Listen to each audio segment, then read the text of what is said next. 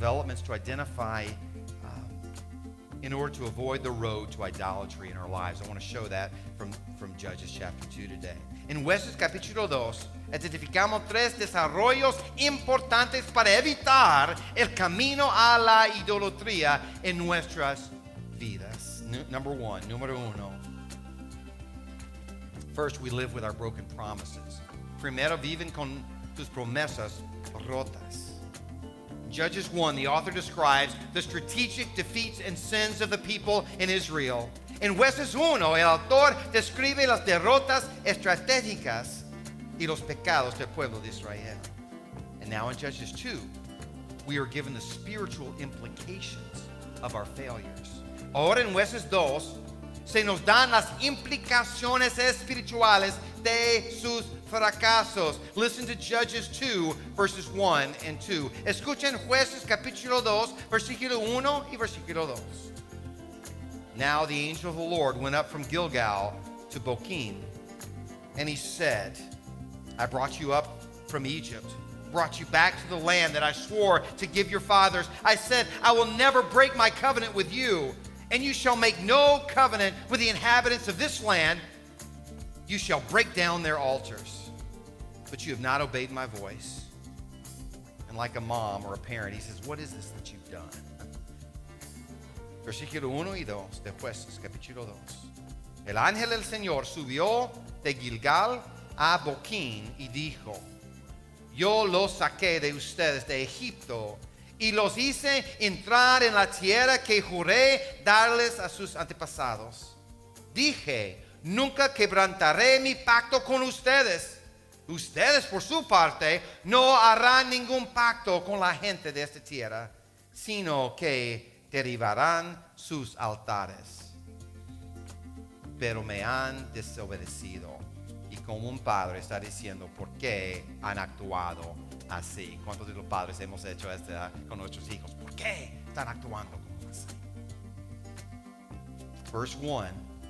The angel of the Lord comes from Gilgal to deliver news of Israel's disobedience. En versículo 1, el ángel del Señor viene de Gilgal a traer las noticias de la desobediencia de Israel.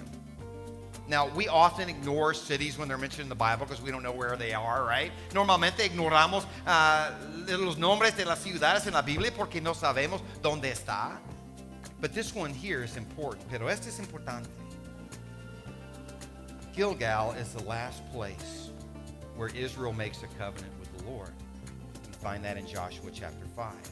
Gilgal es el último lugar donde Israel hace un pacto con el Señor en Josué capítulo 5. Remember, after they cross the Jordan River, they enter the promised land, and the people of Israel make their commitment to the Lord, and the Lord promises to give them the land. That place is Gilgal. Después de cruzar el río Jordán y entrar en la tierra prometida, el pueblo de Israel hace su compromiso al Señor y el Señor les promete a darles la tierra. Eso es la ciudad de Gilgal. And according to Judges 2, because God promises to never break his covenant, they promise never to make a covenant with their enemies. De acuerdo con Jueces 2, debido a que Dios promete que nunca romperá su pacto, ellos prometen nunca hacer un pacto con sus enemigos. They're supposed to break idols and altars in the land, not their commitment to God. Ellos están supuestos a quebrar los ídolos y los altares de la tierra, no su compromiso a Dios. And we're beginning now of Judges chapter 2.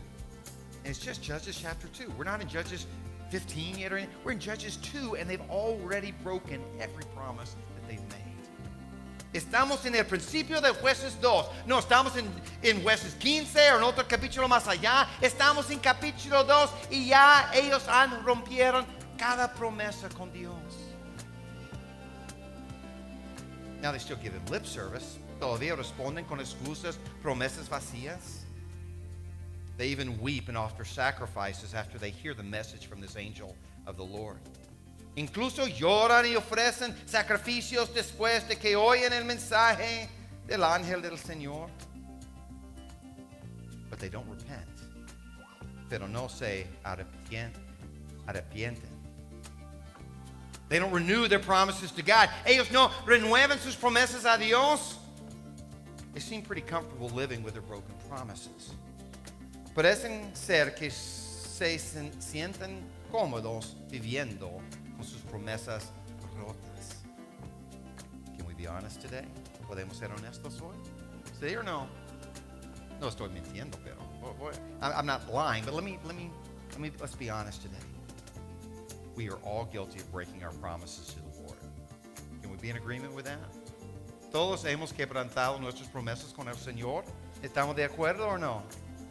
¿Sí or no? Everybody, we're all in the same area here. We've all broken our promises. Todos hemos quebrantado las promesas con Dios.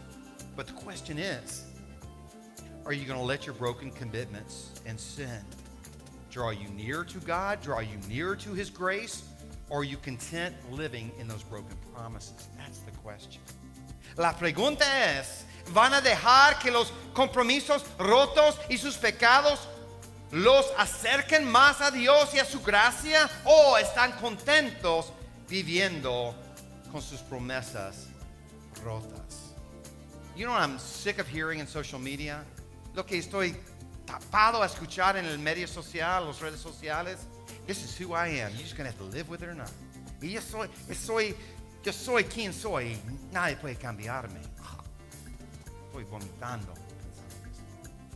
It made me vomit. Listen, God has the power to change us. We don't have to live in our broken promises. No debemos vivir en nuestros compromisos rotos. Dios puede cambiarnos.